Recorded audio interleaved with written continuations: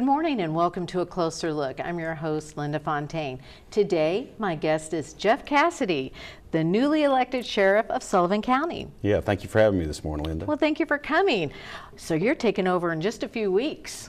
Yes, ma'am. Matter of fact, I think I'm going to be getting sworn in Friday, August 31st, because we have the holiday weekend that weekend. So September 1st, new sheriff in town. Yes, ma'am. I'm ready. I'm ready. Well, good. Well, tell me, why did you choose now to run? Well, I felt like I was in a point in my career, and the county was in a point where it was just needed some change in a lot of areas that I think I can help progress. I've got a lot of education experience, a good background, solid background in law enforcement. I worked for Sullivan County Sheriff's Office for 20-some years. And, you know, like I say, you got to stay on top of the current trends and the ever-evolving door of the criminal justice system, or sometimes you regress. And I think with some of our current issues at hand and the Sullivan County's facing, I think that I can start putting the right resources in the right locations and start attacking that day one. Well, it's been a long year, hasn't it? Yes, ma'am. To get to this point. Yeah, I started actually about 14 months ago in the campaign process, and it's a lot of work. So what is number one on your list to attack? Number one, of course, I've stuck with my message, and it's not really just a campaign slogan. It's a promise, because I've been impacted by the drug epidemic in our county personally, and I've had some good friends that's addicted to them, and you know, I've seen what the hold it's taken on society, and I just really want to start day one, start working on the interdiction efforts, working on getting these drug traffickers and dealers you know, arrested, doing their time, pushed out of this county, and then also working with maybe DA and the judicial systems, the district attorneys, on rehabilitative efforts towards these ones addicted to drugs, maybe make up re-entry programs, work with them with drug courts, that way they can you know, get the help they need and get back into society, take care of their children, get jobs, and be productive members of society. So do you have any ideas on how to start these programs? Because that'll cost a lot of money, won't it? Well, not really. If you've got, there's a lot of grants out there that I've talked to a lot of people with. I've talked to judges that already implement drug courts, and I want to be detrimental in any assistance they need there. I was a part of drug court when I was at the sheriff's office, and it's a really good program. So not really much funding, but you know, if you can get one or two people off of the addiction of drugs and let them get back to their families and be a productive member of society, I think you've done a pretty good accomplishment. Now, just FYI, I have a sister-in-law in outside Las Vegas who is a judge, and she has started a really successful drug rehabilitation program out there in Nye County. And the videos I've seen of it, because they had done a Sizzler on her to do a little show. Maybe they're going to maybe do a reality show. It didn't pan out, but what they showed is what they were interested in is her drug court, because it became so successful. Yeah, and that's what I want to do. I want to mirror these agencies and these judicial systems that's actually implementing stuff that's working. You know, we're not just our own entity at Sullivan County. You know, we need to start mirroring these larger agencies, these larger judicial systems that are implementing these things that are working. You know, so you know, drug courts. I'll travel anywhere, go anywhere, and look what's working for these other. Yes, I've met her on a couple of trips where she was going to conferences and things in Virginia and you want to think outside the box. Washington, you know, and such. You don't just think that what we're doing isn't working, so we're just going to have to stick with that. You got to think outside the box and go with proven successful methods in law enforcement, and also, like you said, rehabilitative efforts to get these people back into society. Because recidivism, if you think about it, it's stuck on the stigma of being a criminal. You know, if you get charged with a crime and convicted, it's hard to find employment, hard to go on about your life, so you sort of fall back into that criminal element and just reoffend. So it's, you know, I think if we can get these people back into place, get back into society, and get them jobs, they can provide for their families and go back to normal living. Well, the success rate, I know, of drug addiction is very low. It is, yeah. It is unfortunate, but it's one of those addictions, and it gets a hold of you. It's very hard to kick. Yes, ma'am. I do recognize that. So that'd be awesome if we could find some way to rehabilitate. I think That's so successful. too. Yeah, I think so too. And I think we sort of have a disconnect in rehabilitation. People have 30, 60, 90-day treatments. It takes a whole lot longer than.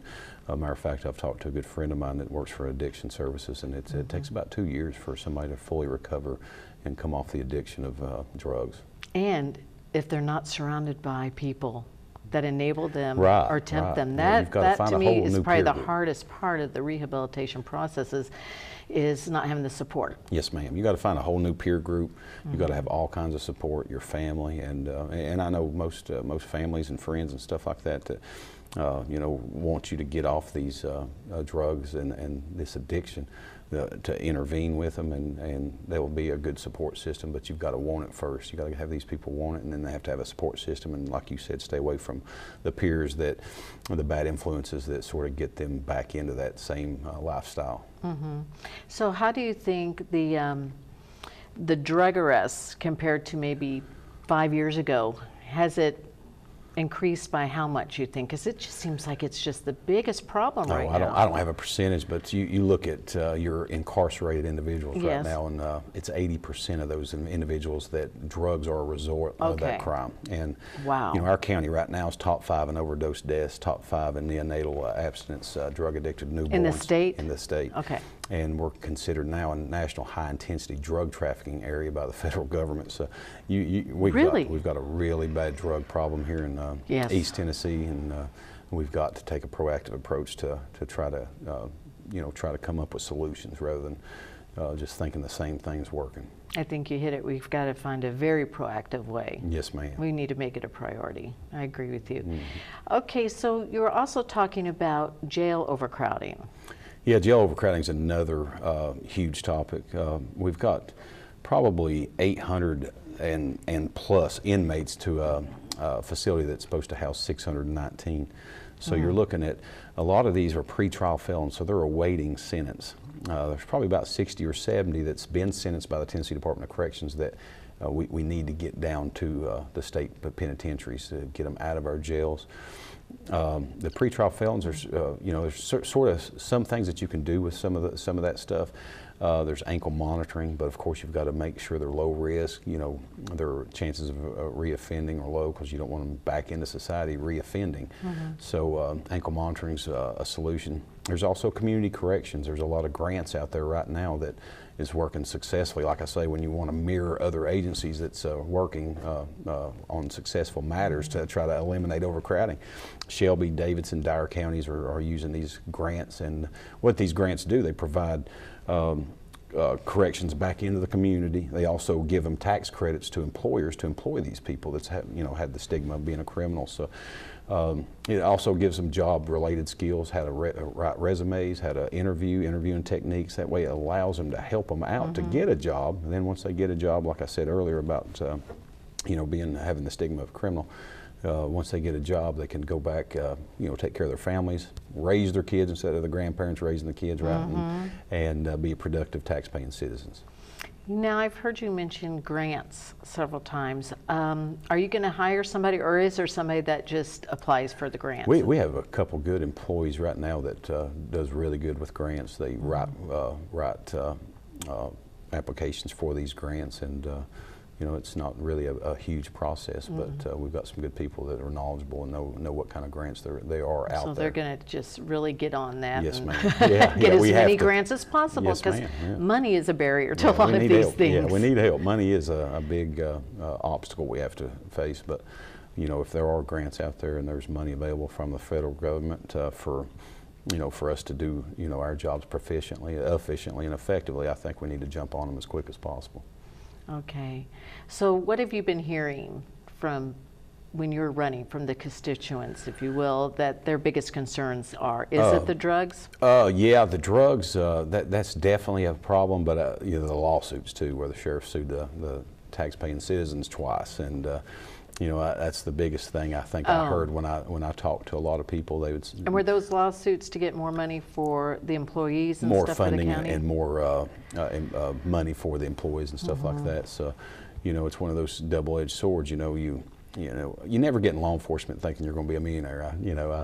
I tell everybody I teach new recruits now that if you're in this line of work for money, you might want to find you another job. But and then there's the other side of the spectrum where you look at, well, what is a good pay rate for an officer that straps on a vest, puts on a gun, goes out to the most dangerous people in society? So there's not really any fine area there. Officers do deserve more money. All officers do. Employees of Sullivan County, I worked there 20 years, like I say. I think all people that put their lives on the line for us in any way should get deserve more money. Yeah, more money. Teachers should get more money. They're underpaid too. EMS, fire. So there's not military. really military. There's not really a set amount that says okay, this is worth it. So it's one of those things where some things are needed, but I think where the current sheriff was in there for 20 years, he had ample amount of time to maybe get increments of pay raises each year, or rather than just okay, we've not had a pay raise, I'm just going to sue. And I think there's other avenues, collaborating with the county officials and the mayor, and tell them what we need, and they're willing to work with you. Okay. Well, very good. So we've just started talking, and we're going to have to take a break already. Oh, okay. It's amazing how fast time goes. Right. So we'll take a break, and we'll come back to more with the new sheriff, Jeff Cassidy, and find out what we can expect to be going on in the county the next few years. Great. We'll be right back.